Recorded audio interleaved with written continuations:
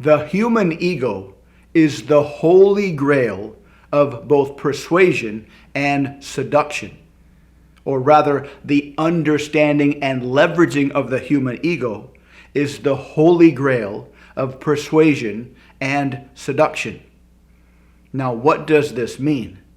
The ego gets kind of a bad rap. In fact, one metaphor of the ego is the devil. And the metaphor goes, the greatest trick the devil ever played was convincing us that he doesn't exist. You can say the same thing for the ego. The greatest trick that evolution played on us with our ego is convincing us that we don't have an ego. Most people don't believe they have much of an ego. You probably believe that you don't have much of an ego. So when we experience or when we hear the word ego, we think about how we experience this thing called the human ego. And because our ego is essentially invisible to us, the only way we experience the ego is from other people. Usually other people that are being very, very belligerent with their ego. And so when we think ego, we think the ego is a bad thing that we need to get rid of. But without the human ego, we would not have evolved. Without the human ego, all of the stuff that we enjoy in modern life wouldn't exist. Without the human ego, we'd still be living in trees, eating bananas, and throwing poo at each other.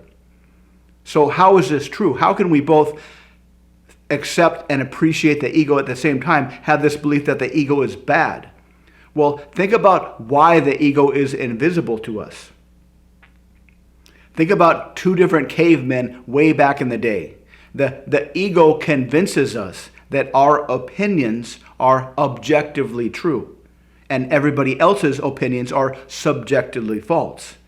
An aspect of the ego is that it convinces us that our opinions are objectively true, while everybody else's opinions are subjectively false.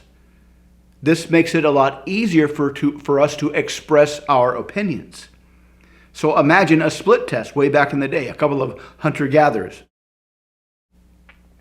One guy, whenever he expressed his opinions, he knew they were subjective. He knew they were just an opinion, no better, no worse than everybody else's opinion.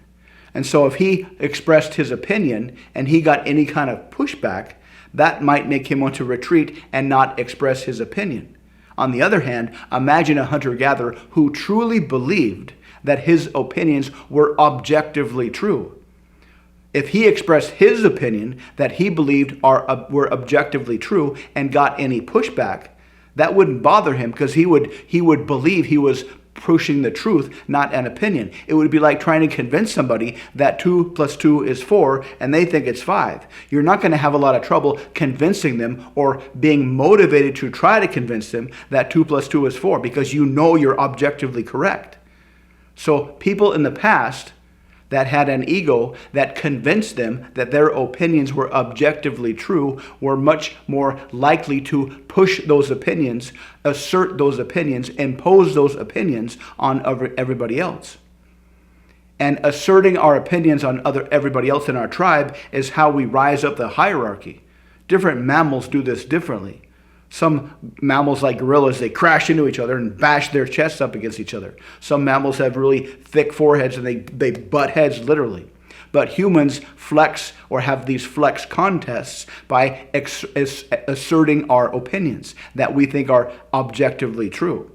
And whoever can assert their opinion the most, they rise up the hierarchy, they have most of the kids, and all those kids are made from the person from the previous generation who best asserted their opinion, which they believed was objectively correct. This is why the ego is invisible to us, to ourselves. Our own ego is invisible to us, but we only experience the egos of others, which is why the ego gets a bad rap. But the ego is a beautiful thing.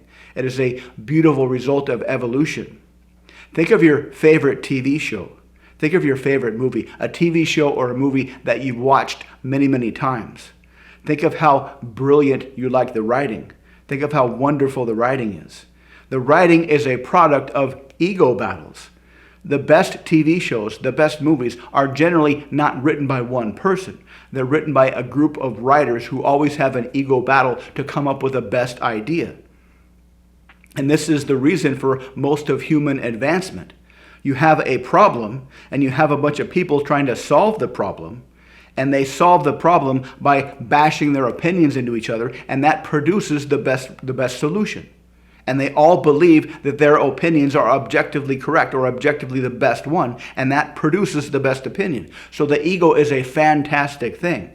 Without the ego, we would not have evolved as much as we had. We wouldn't have as much stuff in society as we do. So the ego is a beautiful thing. The first step in understanding the ego, to use it as a persuasive tool, as a seductive tool, is to absolutely appreciate the ego. Love the ego. Love your own ego. Love the ego of others. Without the ego, we wouldn't be here. So how do you leverage the ego to persuade people, to seduce people? Well, first, understand that flexing the ego, flexing our opinion, is an instinct.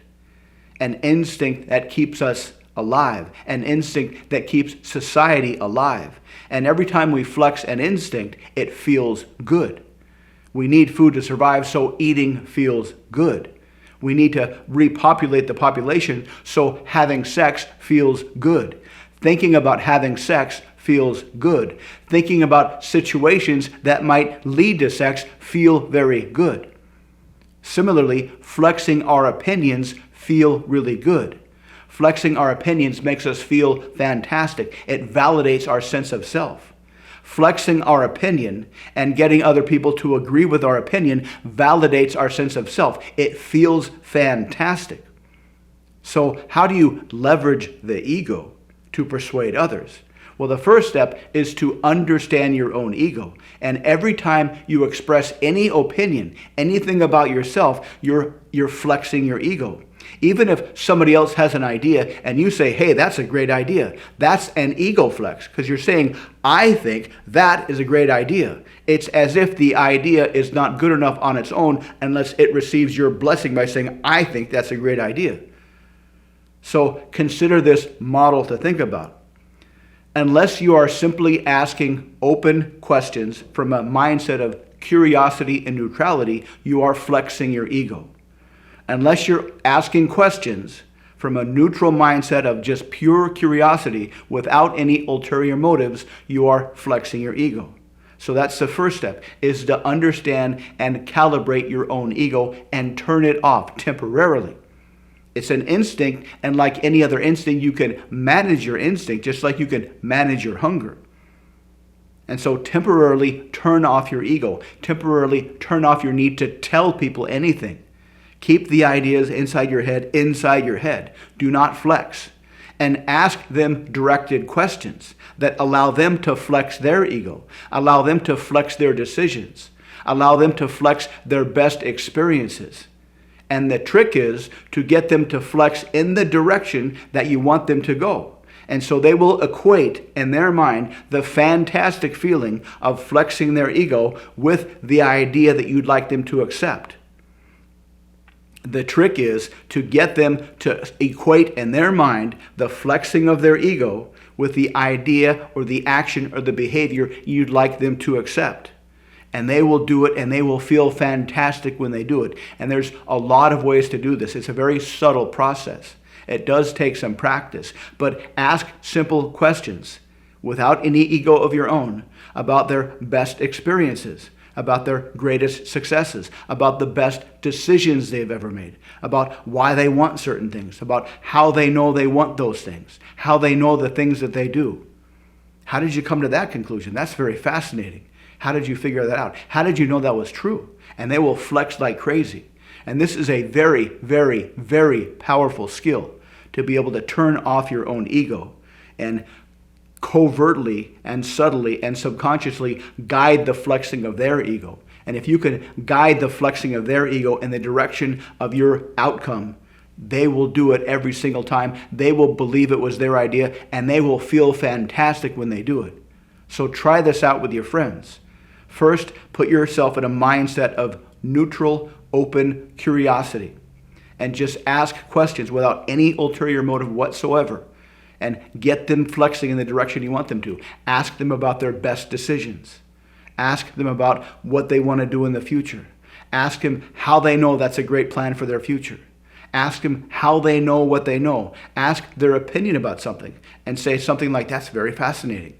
How did you come to that conclusion? I've never thought about it before. How did you understand that? How do you know that? And be very, very curious, very, very open, very, very neutral, and just let them flex like crazy. And even if you don't want to persuade them, even if you don't want to seduce them, that will make them feel fantastic. Allowing other people to flex their ego about their past decisions, about their plans for their future, about the things that they know, the things that they understand, and how they came to understand those things, that will make them feel fantastic. And they will subconsciously associate those fantastic feelings with you. And they will start to think you are fantastic.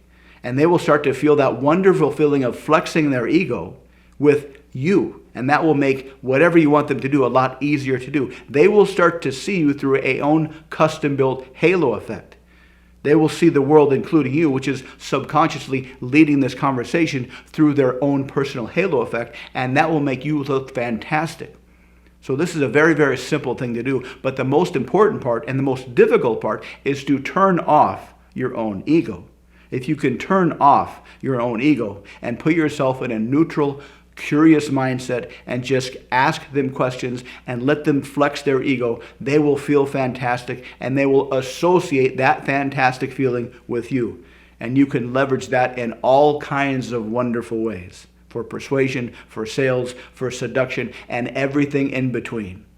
If you have any questions, please let me know in the comments. If you'd like to learn more about how you can use your language, use your ego to influence others, check out the links below. Thank you very much for watching. Please like and subscribe, and I'll see you next time.